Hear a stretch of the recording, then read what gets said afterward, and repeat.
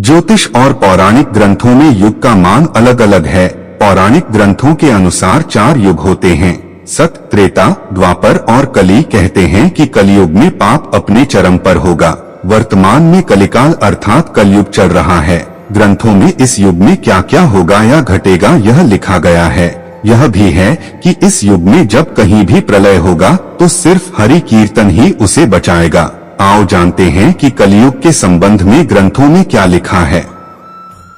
नमस्कार मित्रों, मेरा नाम सुखचैन सिंह है। आप सभी का हमारे YouTube चैनल राइट टू शिक्षा सुखचैन सिंह पर एक बार तहे दिल से स्वागत करता हूं। सतयुग में प्रतीकात्मक तौर पर धर्म के 4 पैर थे। सतयुग में मनुष्य की लंबाई 32 फीट अर्थात लगभग 21 हाथ बताई गई है। इस युग में पाप की मात्रा 0 विश्वा अर्थात 0% होती है। पुण्य की मात्रा 20 विश्वा अर्थात 100% होती है। राजा हरिश्चंद्र हुए थे। हरिश्चंद्र ने सत्य के लिए खुद के परिवार और अंत में खुद का बलिदान भी दे दिया था। त्रेता युग में धर्म के 3 पैर थे। इस युग में मनुष्य की लंबाई 21 फीट अर्थात लगभग 14 हाथ बताई गई है। इस युग में पाप की मात्रा 5 विश्वा अर्थात 25% होती है और पुण्य की मात्रा 15 विश्वा अर्थात 75% होती है। इस युग में विष्णु का वामन और राम अवतार हुआ था। असुर राज बाली ने 3 पग में धरती दान कर दी, जबकि राक्षस राज रावण से सीता का अपहरण करने के बाद उन्हें छुआ तक नहीं। द्वापर में धर्म के 2 पैर ही रहे।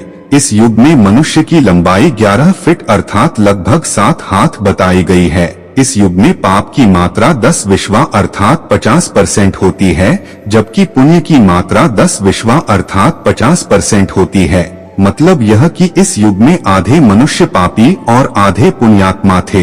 इसी युग में महाभारत का युद्ध हुआ था। यह युद्ध धर्म युद्ध ही था। कृष्ण ने धर्म की रक्षा की थी। कलयुग द्वापर में 2 पैर और अब कलिकाल में धर्म के पैरों का कोई नामो निशान नहीं है। धर्म अब पंगु बन गया है।